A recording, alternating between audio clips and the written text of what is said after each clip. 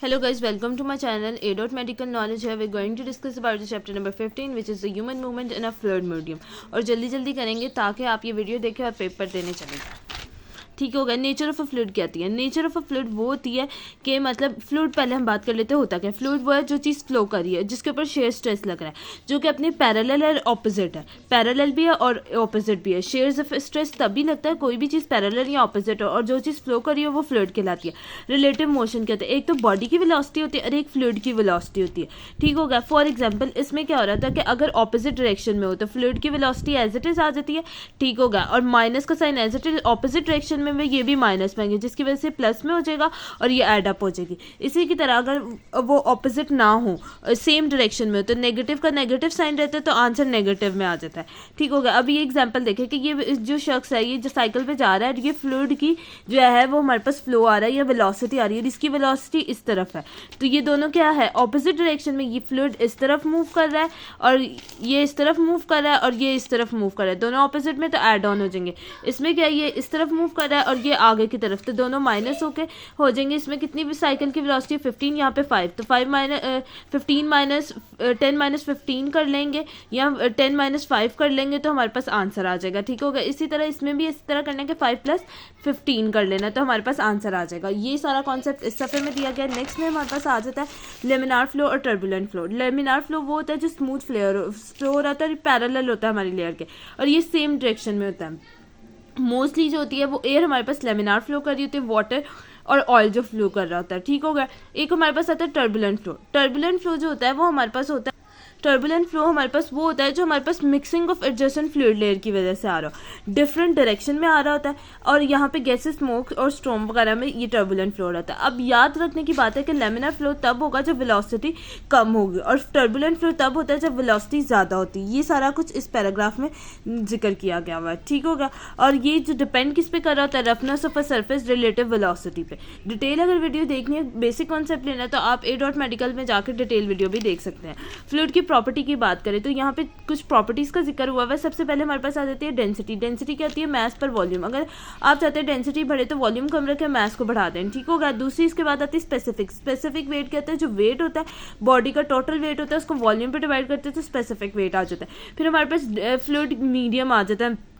ये इसकी विस्कोसिटी पे कैसे डिपेंड करेगी। जितना ज़्यादा विस्कस होगी चीज़ उतना उसकी फ्लूइड में आपका मूवमेंट कम होगी। फॉर एग्जांपल इसके एग्जांपल मैं ये देती हूँ आपको कहें कि स्विमिंग की जाए हनी में और वाटर में तो वो वाटर वाला आसानी से कर पाएगा, हनी में करने में डिफ़िकल्टीज़ का सामना होगा। तो क्यों?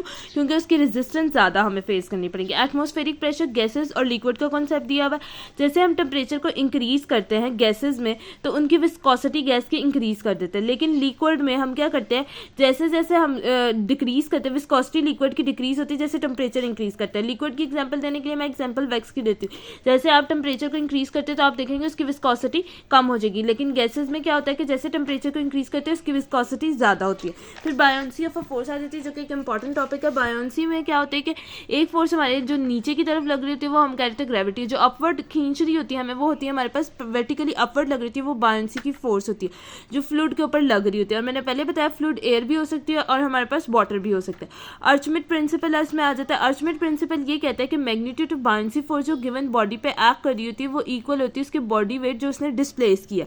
क्या कहने की कोशिश कर रहा है कि फॉर एग्जांपल कि आपके पास बीकर है और आपने इसमें आयरन का जो पीस को फेंका तो जब आप फेंकोगे तो कुछ ना कुछ वाटर बाहर को डिस्प्लेस होगा। वो जो होगा वो हमारे पास वॉल्यूम डिस्प्लेस होगा। वो वॉल्यूम और जो फोर्स है वो डायरेक्टली प्रोपोर्शन, जितनी फोर्स से फेंकोगे उतना वॉल्यूम बाहर निकलेगा और ये हमारे पास क्या आ जाती है स्पेसिफिक वेट आ जाता है बॉडी का। ठीक होगा। इसके बाद इस फॉर्मूले में उन्होंने सारी पुट की हुई वैल्यू और निकाल लिया। इसमें से उन्होंने स्पेसिफिक वेट जो है ये ऊपर से लिया ना और जो है ये वेलोसिटी जितनी वॉल्यूम उसने डिस्प्लेस किया वो सारा लेके उन्होंने सॉल्व कर दिया। अगला जो हमारे पास कॉन्सेप्ट आता है वो हमारे पास आता है कि जितना ज़्यादा डेंसर होता है ना फ्लूइड उतना ज़्यादा मैग्नीट्यूड ऑफ बायोन्सी फोर्स जो होती है उस पर ज़्यादा लग रही थी। जितनी ज़्यादा डेंसिटी होगी उतनी ज़्यादा बायोन्सी फोर्स ज़्यादा लग रही होगी। सी वाटर जो होता है मोर डेंसर होता है फ्रेश वाटर से। क्यों सी वाटर? क्योंकि सॉल्ट की जो क्वांटिटी होती है उसमें ज़्यादा होती है। ठीक है। अब एक आता है हमारे पास बायोन्सी फॉर फोर्स और एक होता है centre of buoyancy. Centre of buoyancy वो होगा जहाँ वो सेंटर ऑफ वॉल्यूम आ जाता है। सेंटर ऑफ वॉल्यूम वो वाला पॉइंट होता है जहाँ पे बॉडी का वेट जो होता है इक्वली डिस्ट्रीब्यूटेड होता है, ठीक होगा, इक्वली डिस्ट्रीब्यूटेड है, वो सेंटर ऑफ वॉल्यूम, वॉल्यूम होता है कि जो चीज़ उसने ऑक्यूपाई की हुई है उसे हम सेंटर ऑफ वॉल्यूम कह रहे होते हैं, ठीक होगा, और सेंटर ऑफ बायोन्सी आ जाता है। फॉर एग्जांपल अगर आप बात करें तो ऐसे ही सेंटर ऑफ ग्रेविटी भी होता है। सेंटर ऑफ जो ग्रेविटी है वो मैंने आपको बताया कि वो हमारे पास C2 सेकंड सर्वाइकल वर्टिब्री पे आ रहा है, सेंटर ऑफ ग्रेविटी। और जो हमारा डायफ्राम होता है, ह्यूमन बॉडी का डायफ्राम है, वो हमारे पास क्या आ रहा है कि वो हमें बता रहा है कि वो सेंटर ऑफ वॉल्यूम है, ठीक होगा। अब फ्लोटिंग की बात कर लेते हैं कि फ्लोट किस तरह बॉडी कर रही होती है। फ्लोट की एबिलिटी तभी आती है जब हमारे पास बायोंसी फोर्स और वेट दोनों ही इक्वल हो जाए, दोनों ही अपने आप को इक्वल कर दे तो बॉडी फ्लोट कर जाएगी। अब फॉर एग्जांपल ये हमारे पास फ्रिज है, वाटर के ऊपर फ्लोट करेगी, लेकिन अगर आप स्टोन डालते हो तो वो सिंक कर जाएगा। तो ये किस तरह की है, जब हमारे पास जब मैग्नीट्यूड ऑफ वेट ज़्यादा होता है बायोंसी फोर्स से, तो चीज़ क्या सिंक कर जाती है, ठीक है। वेट ज़्यादा था पत्थर का, इसके लिए वो अंदर चला गया, और बायोंसी फोर्स से मैग्नीट्यूड ऑफ वेट ग्रेटर था, बायोंसी फोर्स कम थी। इसमें क्या था कि दोनों में क्या था, जिसमें वो सिंक नहीं करेगी बल्कि फ्लोट कर रही है। मोस्टली जो ऑब्जेक्ट होते हैं freely floating, the volume of a free floating object needed to generate a buoyancy force equal to the weight of molecule and that is submerge. Submerge में तो वो इक्वल होगा तो फिर वो समर्ज हो जाएगा, ठीक होगा। इसके बाद हमारे पास आ जाती है फ्लोटिंग बॉडी का कॉन्सेप्ट कि फ्लोटिंग बॉडी किस तरह कर रही होती है। फ्लोटिंग ह्यूमन बॉडी में आपने स्टडी बायोमैकेनिक्स करनी है, इसमें इसकी बायोमैकेनिक्स को स्टडी करना है फ्लोटिंग बॉडी में। देखें इसकी एग्जांपल मैं इस तरह देती हूँ कि एक बंदा है, उसके बॉडी का जो आप देखें 50-50 है, उसका वेट टोटल क्या है 50-50 है, ठीक होगा। लेकिन उस पर जो है एक बॉडी का की फैट की वजह से उसका ज़्यादा है और एक बोन्स की वजह से उसका डेंसिटी ज़्यादा है, क्योंकि हमने पढ़ा फैट की डेंसिटी इतनी नहीं होती, जबकि जो बोन्स और हमारे मसल्स होती है उसकी डेंसिटी ज़्यादा होती है। लेकिन फैट का आपको पता है वॉल्यूम ज़्यादा होता है, तो कौन सा बंदा ज़्यादा देर के लिए तैर सकता है? तो आप कहेंगे कि जिसकी बोन्स की जो ज़्यादा है उसकी वजह से उसकी डेंसिटी ज़्यादा, लेकिन जिसका वॉल्यूम ज़्यादा होता है वो फ्लोटिंग आसानी से कर सकता है। For floating to occur body volume is large enough to create buoyancy force, और वो इक्वल है बॉडी वेट के, तो तब बॉडी फ्लोट कर सकती है। फॉर यहाँ पे देखें, यहाँ पे उन्होंने कहा है कि लार्ज वॉल्यूम हम इस तरह करते हैं कि हमारा लंग्स जो होते हैं वो इस प्रिंसिपल पे काम करते हैं। लंग्स जो होते हैं नेचुरली अपना वॉल्यूम इंक्रीज कर देते हैं, ठीक हो गया। इसी के नीचे हम पढ़ेंगे कि वो अपने सेंटर ऑफ ग्रेविटी भी कर रहे होते हैं हम चेंज। ओरिएंटेशन ऑफ बॉडी जो होती है ग्रेविटी पे डिपेंड कर रही है, तो टोटल बॉडी सेंटर पे कर रही होती है। सेंटर ऑफ ग्रेविटी को inferior due to relative large one small weight of the lung. अब देखें जैसे ही हम सेंटर ऑफ ग्रेविटी हमारा इन्फीरियर नीचे आ जाएगा, सेंटर ऑफ ग्रेविटी इन्फीरियर आया, क्यों आया? क्योंकि लंग्स का वॉल्यूम ज़्यादा बढ़ गया। लंग्स जब एक्सपैंड करके वॉल्यूम उसका ज़्यादा बन गया, वेट उसका कम हो गया, ठीक हो गया। वॉल्यूम ही हमने बढ़ाना है।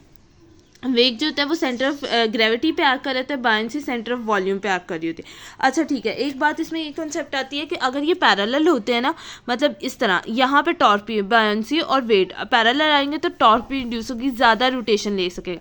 लेकिन अगर बायोंसी एक लाइन में अलाइनमेंट आ जाती है, नॉट टॉर्क प्रोड्यूस होती, कोई टॉर्क नहीं प्रोड्यूस हो रही थी। ये सारी बातें इन्होंने इस पैराग्राफ में लिखी हुई।